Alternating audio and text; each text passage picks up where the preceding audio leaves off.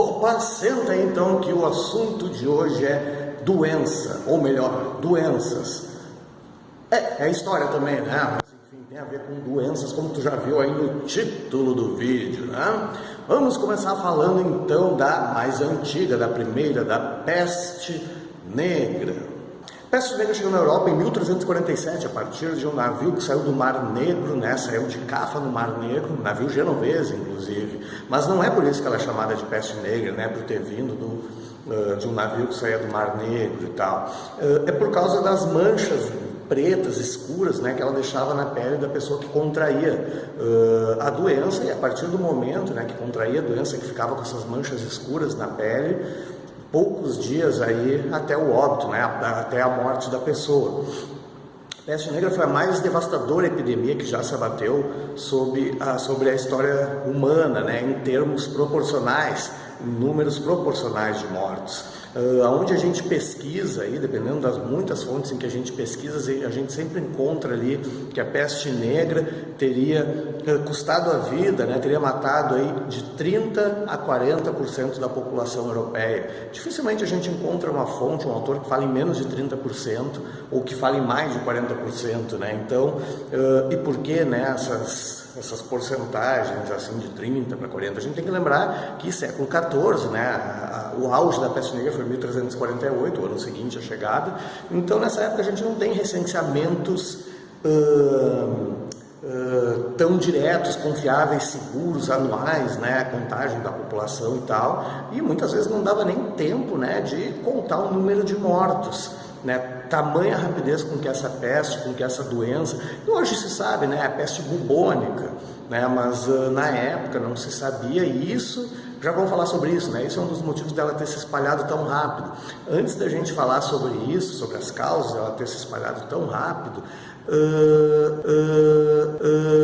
e aí já relacionar com a outra doença muito falada na atualidade, né, decorrente do coronavírus, vamos entender, vamos ver alguns relatos, né, sobre essa porcentagem, sobre essa quantidade de pessoas mortas. É bem 30% a 40% da população de um continente inteiro, né, entre 1/3 e não tão longe assim da metade da população de um continente inteiro, né? Então não tem assim uma outra doença que tenha ceifado a vida de tanta gente, né, de tantas pessoas assim, né? 1/3 de um continente inteiro é bastante gente. Vamos dar uma olhada em alguns depoimentos aí a respeito das mortes, né, do número de óbitos decorrentes dessa doença.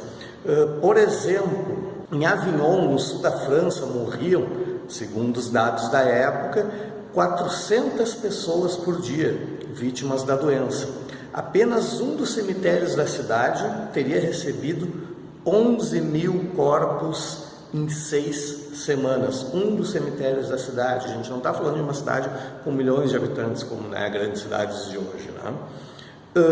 Depois que os cemitérios ficaram lotados, passou-se a jogar os corpos no rio Ródano. Mais ainda, em Paris, a peste foi mais forte em 1349.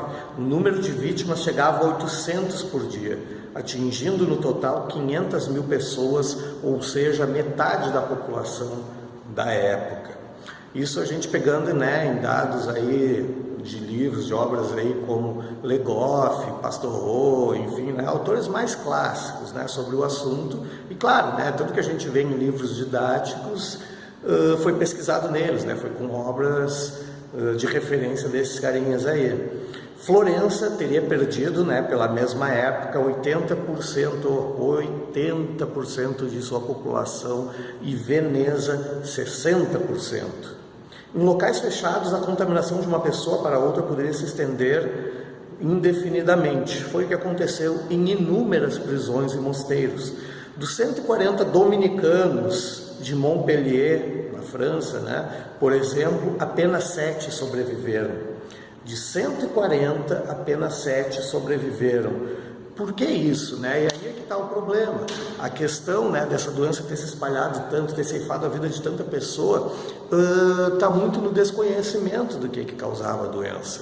A gente tem que lembrar que século XIV não existe microscópio, não se conhece vírus, não se conhece bactéria, não se conhece esses agentes aí, né, que não se vê a olho nu. É uma época também que muitas doenças são tratadas com chazinhos, né? Com plantas, ervas e tal. Então não se trata, quer dizer, eu falei mal na verdade, né?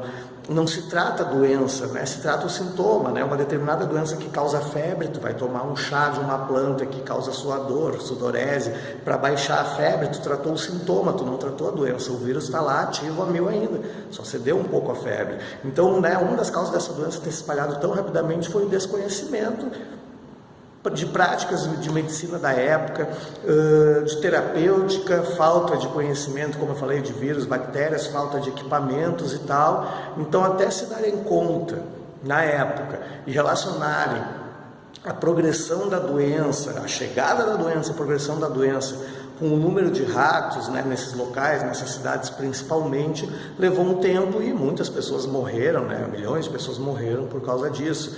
E isso que a doença não era causada pelo rato, mas por agentes que vinham junto, né, no pelo dos ratos e tal, né, mas até que se conhecesse, se desse conta disso e começasse a se combater os ratos e começasse, como em alguns reinos, né, em alguns lugares começou a se oferecer recompensas por ratos mortos e tal, até que isso não deu mais para tentar combater a doença, né, até que isso não deu mais certo, porque muitas pessoas começavam a criar ratos para ganhar as recompensas.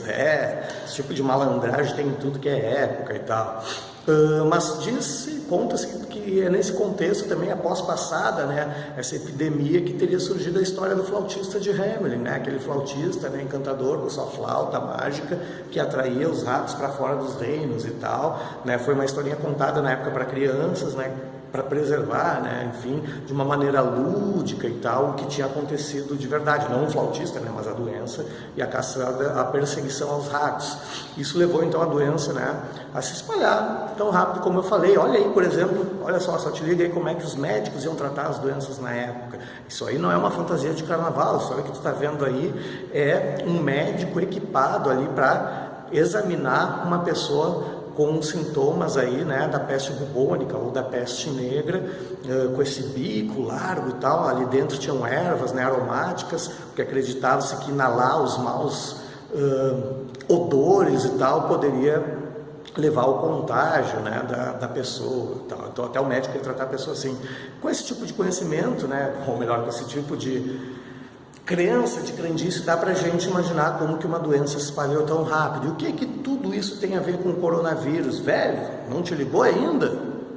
Coronavírus está se sabendo tudo, já se conhece o vírus, já se conhece maneiras de combater ou de prevenir a contaminação, o contágio, né? Espirra pro lado, espirra na mão, no braço, vai lavar a mão, álcool gel. Aqui tu tem, né, meu? Século 21, 2020, tu já sabe como combater doenças, ou pelo menos tu já sabe como não deixá-las se propagarem.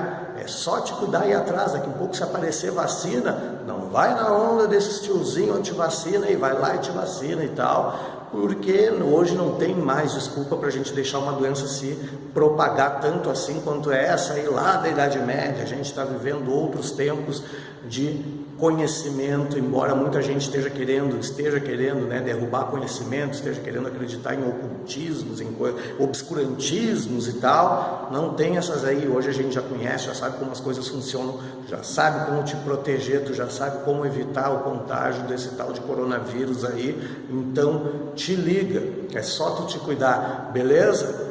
Já sabe o que fazer então, né? Curte aí embaixo e tal, faz jingle bell, te inscreve aí e tal.